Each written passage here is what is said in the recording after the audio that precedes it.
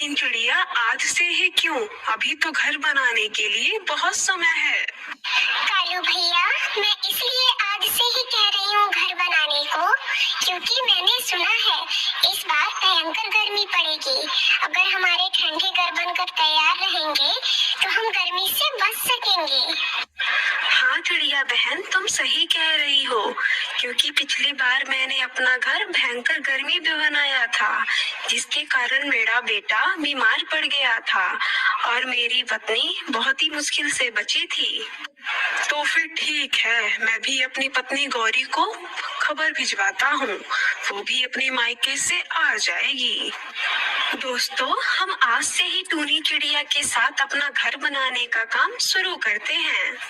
फिर सारे पक्षी जंगल में लकड़ियां ढूंढने के लिए चले जाते हैं और कालू अपनी पत्नी को बुलाने के लिए चला जाता है। कालू जी, आप मेरे बिना एक भी दिन नहीं रह पाए, जो पीछे पीछे आ गए मेरे। गौरी, मैं पीछे पीछे तो तुम्हें बुलाने नहीं आता, पर मैंने चिड़िया से सुना है कि इस बार भयंकर गर्मी पड़ेगी और सारे पक्षी अपना अपना घर बनाकर तैयार कर रहे हैं। हमारा भी घर बन जाएगा तो ठीक रहेगा। कालू, पागल हो गए हो क्या, जो घर बनाने की बातें कर रहे हो? गौरी, आपका मतलब क्या है? क्या इस बार भी हम अपना घर नहीं बनाएंगे? कभी घर बनाया है कि इस बार घर बनाएंगे?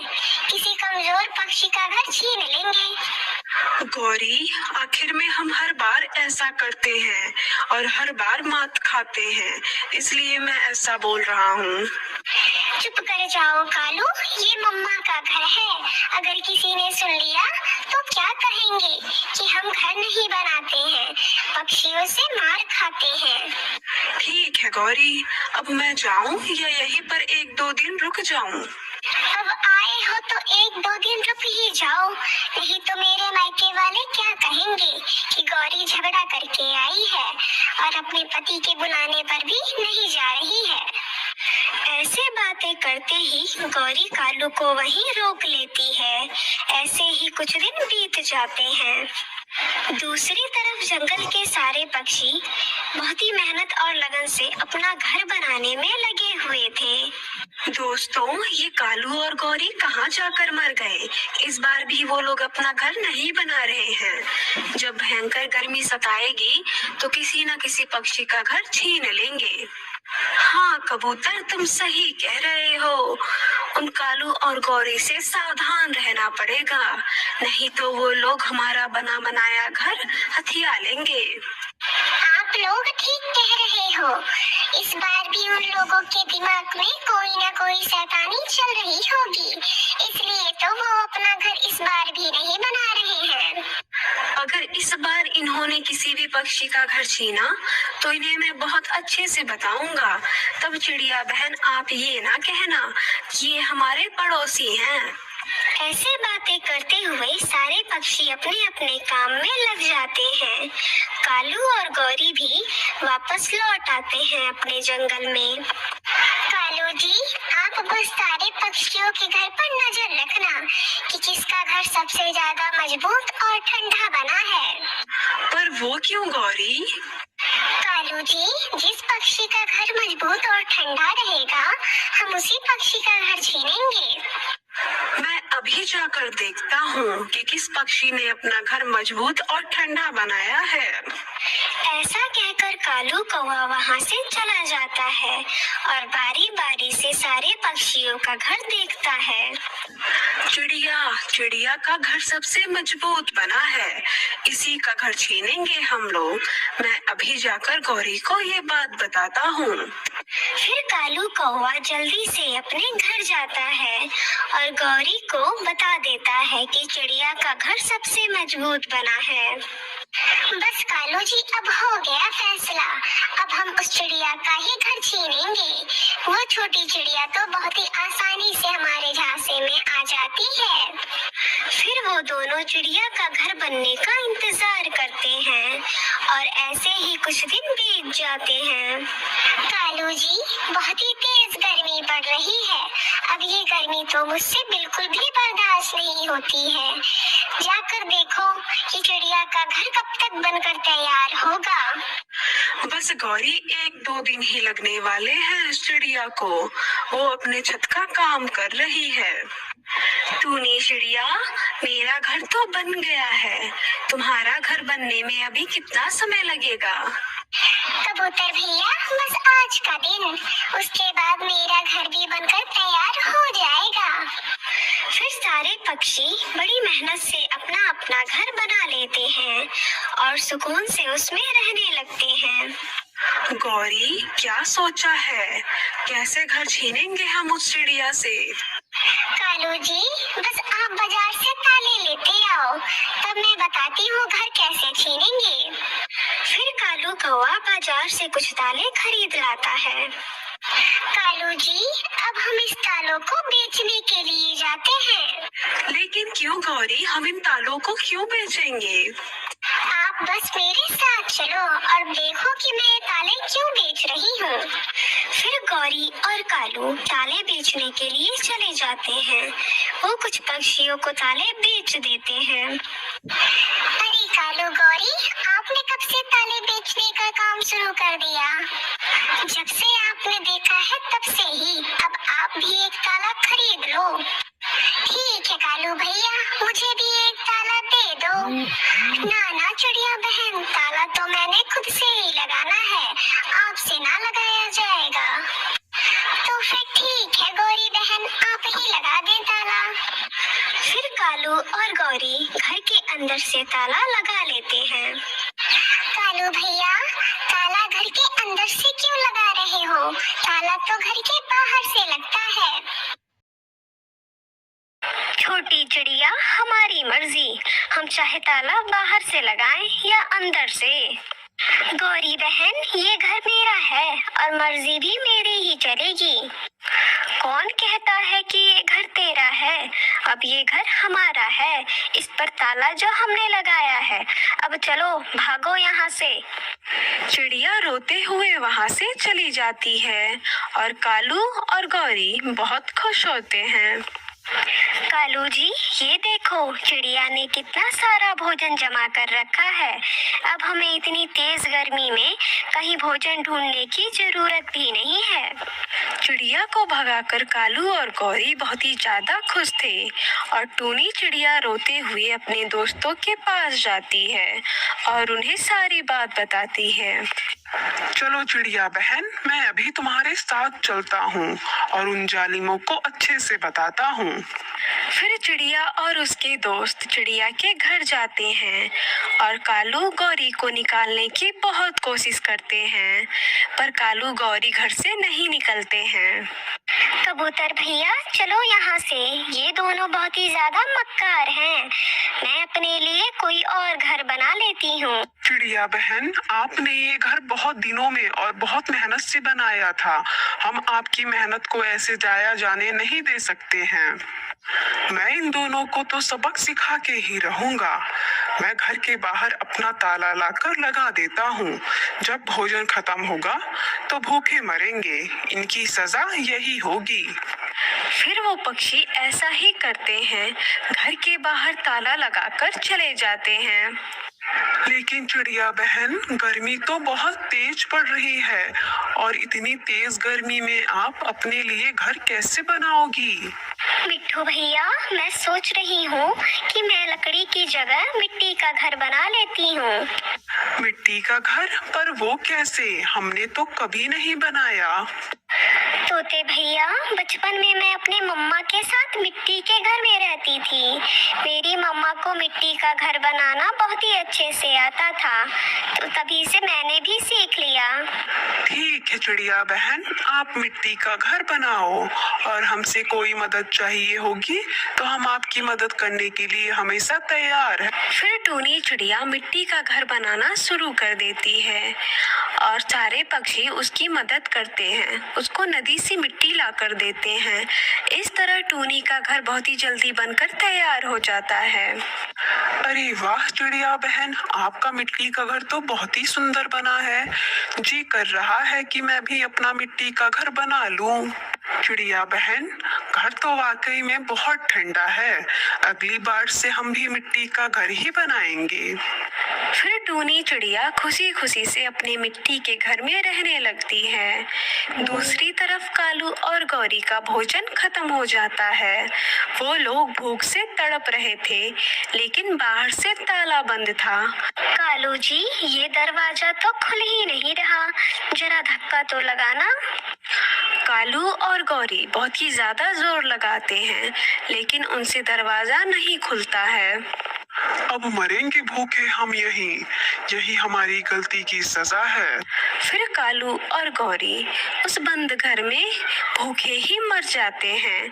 इस तरह उन्हें उनके किए की सजा मिल जाती है। इस कहानी से हमें ये सीख मिलती है, अगर हम किसी के साथ बुरा करते हैं तो उल्टा हमारे साथ ही कुछ गलत हो जाता है। एक जंगल में बहुत सारे पक्षी रहा करते थे। उन सारे पक्षियों के अपने अपने मजबूत घर थे, लेकिन उसी जंगल में एक टूनी चिड़िया रहती थी, जो कि बहुत गरीब थी। उसके पास साधारण सा घोंसला था। पक्षियों, तुम्हारे जंगल में गर्मी बहुत ज्यादा बढ़ गई है, इसलिए हम सब बादल तुम्हारे जंगल में जल्द ही बारिश करने आएंगे। वाह वाह बादल भैया, आपने तो मेरा दिल ही खुश कर दिया। बस अब आप जल्दी से हमारे जंगल में बारिश कर दें। बादल भैया, जब आपने ये बात कही है तो आप जल्दी से आकर हमारे जंगल में बारिश कर देना। हाँ हाँ तोते, तुम चिंता ना करो, जल्दी ही तुम्हारे जंगल में बारिश हो जाएगी। ये कहकर वो बादल वहाँ से चला जाता है। जंगल के सारे पक्षी बहुत खुश थे बारिश के बारे में सुनकर, लेकिन वहीं दूसरी तरफ टूनी चिड़िया बहुत ही ज्यादा परेशान हो जाती है। हाय रे, अब मैं क्या करूंगी? जंगल में जल्द ही बारिश शुरू होने वाली है और मेरे पास खुद का मजबूत घर नहीं है और ना ही मेरे पास उतने पैसे हैं कि मैं एक नया घर खरीद सकूं। मुझे जल्दी से कुछ करना होगा, पर मैं क्या करूं कुछ समझ नहीं आ रहा है। नहीं तो मेरे बच्चे बारिश में भीगकर बीमार पड़ जाएंगे। फिर ये कहकर टूनी चिड़िया वहाँ से चली जाती है और केले के पत्ते लाकर अपने घोंसले के ऊपर लगा देती है। अरे मम्मा, आप ये क्या कर रही हैं? इतनी गर्मी में आपने घोंसले के ऊपर ये केले के पत्ते क्यों लगा दिए? हाँ मम्मा, आप ये केले के पत्ते क्यों लगा रही हैं? इससे बहुत तेज गर्मी लग रही है। इसकी वजह से हमारे घोंसले में हवा नहीं आ रही है। बेटा, बादल भैया ने बताया है कि कुछ ही दिनों में वो लोग बारिश करने हमारे जंगल में आएंगे, इसलिए मैंने केलों के पत्तों से अपने घोंसले के ऊपर छत बना दिया है ताकि बारिश का पानी हमारे घोंसले में ना आए। मम्मा, आप तो बारिशों के दिनों में छाता बेचती हो ना, तो आप इन केलों के पत्तों की जगह छाता लगा दो और भी अच्छा रहेगा। नहीं नहीं बेटा, जब से तुम्हारे बाबा मरे हैं तब से हम बहुत गरीब हो गए हैं। हमारे पास तो खाने के ठीक से भोजन भी नहीं है। आज भोजन है कल नहीं है, लेकिन तुम लोग चिंता मत करो, मैं तुम लोगों के लिए भोजन का इंतजाम करूंगी। मम्मा, जब पापा थे तो हम बहुत ही ज्यादा अमीर थे और बाकी पक्षियों की मदद भी किया करते थे, लेकिन जब से हम गरीब हुए तो जैसे सारे पक्षी हमें भूल ही गए। हाँ बेटा, परंतु तुम चिंता मत करो, मैं बारिश के बाद अच्छे पैसे कमाऊंगी, बहुत मेहनत करूंगी और हम सबके लिए एक नया घर लूंगी जिसमें हम सब लोग अच्छे से रहेंगे। अगले दिन जंगल में बारिश शुरू हो जाती है। सारे पक्षी अपने अपने घर में मजे से बैठे होते हैं। चलो बच्चों, इन केले के पत्तों की वजह से हमारे घोंसले में पानी नहीं आ रहा है। अब मैं जा रही हूँ छाते बेचने के लिए। इतना कहकर टूनी चिड़िया वहाँ से चली जाती है। छाते ले लो, एकदम बढ़िया छाते ले लो। टूनी चिड़िया जंगल में आवाज लगा लगा कर छाते बेच रही थी। अरे टूनी चिड़िया, तुम इतनी तेज बारिश में छाता क्यों बेच रही हो? तुम्हें ठंड लग जाएगी। बुलबुल बहन, मैं क्या करूं? वहाँ घोंसले में मेरे बच्चे भूखे बैठे हैं, उनके लिए तो मुझे कुछ करना ही होगा ना। अच्छा टूनी चिड़िया, एक काम करो, मुझे एक छाता दे दो बढ़िया वाला। बुलबुल चिड़िया टूनी चिड़िया से छाता खरीद कर ले जाती है। वहीं दूसरी तरफ टूनी चिड़िया का घोंसला टूट जाता है और उसके बच्चे बारिश में भीगने लगते हैं। उनको बहुत तेज ठंड लगने लगती है। बारिश बहुत तेज हो रही थी। तभी उन दोनों को एक पक्षी देख जाता है और कहता है, अरे बच्चों, तुम दोनों कैसे गिर गए? और तुम दोनों को तो बहुत ही तेज चोट लगा है। तुम लोग तो बारिश में बहुत ही ज्यादा भीगने की वजह से ठंड लग गई है तुम लोगों को। फिर मानव चिड़ा उस पक्षी को सारी बात बताता है। अरे, इस जंगल के पक्षी कितने जालिम हैं। जब टूनी चिड़िया अमीर थी तो टूनी चिड़िया सारे पक्षियों की मदद करती थी, लेकिन जब टूनी चिड़िया गरीब हो गई तो कोई भी पक्षी उसे पूछने भी नहीं आता है। मैं तो अपने जंगल में 2 सालों के बाद आ रहा हूँ। चलो मानो और सोनू चिड़िया, चलो तुम लोग मेरे घर चलो। फिर वो पक्षी टूनी चिड़िया के बच्चों को अपने घर लेकर जाता है। हाय रे मेरे बच्चे, मेरी वजह से मेरे बच्चे आज बहुत ही ज्यादा जख्मी हो गए हैं। नहीं टूनी चिड़िया, तुम्हारी इसमें कोई गलती नहीं है। पक्षियों को तुम्हारी मदद करनी चाहिए थी, क्योंकि जब तुम अमीर थी तो सारे पक्षियों की मदद करती थी, उनका दुख दर्द समझती थी। लेकिन इस जंगल के पक्षी बहुत ही ज्यादा बुरे हैं। अब तुम इसी घर में रहना। पक्षी भैया, आप जैसे पहले थे वैसे आज भी हैं। मैं आपसे 2 सालों बाद मिल रही हूँ, लेकिन आप बिल्कुल पहले जैसे हैं। नहीं टूनी चिड़िया, मैं बाकी पक्षियों की तरह नहीं हूँ कि किसी पर मुसीबत आए और मैं बदल जाऊं। वहीं दूसरी तरफ जंगल के सारे पक्षी बहुत ही ज्यादा परेशान होते हैं। पक्षियों, तुम्हें पता है टूनी चिड़िया इतनी तेज बारिश में छाते बेच रही है ताकि वो अपने बच्चों का पेट भर सके। एक वक्त था जब हमारे पास खाने को भोजन नहीं था, तो वही टूनी चिड़िया थी जो हमें भोजन देती थी। आज उसके ऊपर मुसीबत पड़ी है तो हम सारे पक्षियों में से कोई भी उसे पूछने तक नहीं गया। हाँ बुलबुल बहन, तुम बिल्कुल सही कह रही हो। जब हमारा बुरा वक्त था तो टूनी चिड़िया ने हमारा बहुत साथ दिया था, लेकिन जब अब टूनी चिड़िया का बुरा वक्त आया है तो हम उसका साथ नहीं दे पा रहे हैं। मुझे तो लगता है पक्षियों कि टूनी चिड़िया हमसे नाराज होगी, क्योंकि हमने उसके साथ बहुत ही ज्यादा गलत किया है। नाराज होना तो बनता है टूनी चिड़िया का, क्योंकि इतना गलत जो किया है हमने उसके साथ। लेकिन पक्षियों, अभी भी वक्त है, हम अच्छा कर सकते हैं उसकी मदद करके। बस ठीक है पक्षियों, हम टूनी चिड़िया के लिए एक नया घर खरीद लेते हैं और टूनी चिड़िया को तोहफे में दे देंगे, और इस तरह हम उससे माफी भी मांग लेंगे। हाँ पक्षियों, कल सुबह होते ही हम टूनी चिड़िया के लिए एक नया घर खरीदेंगे और टूनी चिड़िया को वो तोहफे में दे देंगे। फिर जंगल के सारे पक्षी पैसे मिलाकर एक बढ़िया सा घर खरीद लेते हैं। चलो चलो पक्षियों, अब हम टूनी चिड़िया के पास जाते हैं और उससे माफी मांगते हैं। फिर सारे पक्षी टूनी चिड़िया के पास जाते हैं। टूनी चिड़िया, हमें माफ कर दो, हमने बहुत गलत किया है। हम अपने चक्कर में तुम्हें भूल गए, जबकि तुमने हमारे बुरे वक्त में हमारा बहुत साथ दिया है। टूनी चिड़िया, चलो हमारे साथ, हमें तुम्हें कुछ दिखाना है। पक्षियों, मुझे बहुत ही ज्यादा खुशी है कि तुम पक्षियों को अपनी गलती का एहसास हो गया। मैंने तुम सारे लोगों को माफ भी कर दिया है। टूनी चिड़िया, अब ये हमें समझ आ गया है कि हमें अपने आस पड़ोस में देखना चाहिए कि कोई परेशान तो नहीं है। हमें अपने दोस्तों की मदद करनी चाहिए।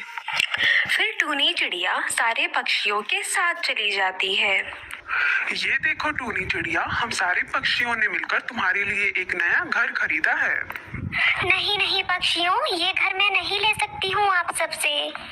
टूनी चिड़िया, ये तुम्हारा ही है। तुमने जितनी हमारी मदद की है उसके आगे तो ये कुछ भी नहीं है।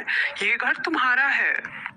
पक्षियों, आप सबका बहुत बहुत धन्यवाद जो आपने मेरी इतनी मुसीबत में साथ दिया। इस तरह टूनी चिड़िया की सारी परेशानियां दूर हो जाती हैं और वो आराम से अपने बच्चों के साथ रहने लगती है अपने घर में।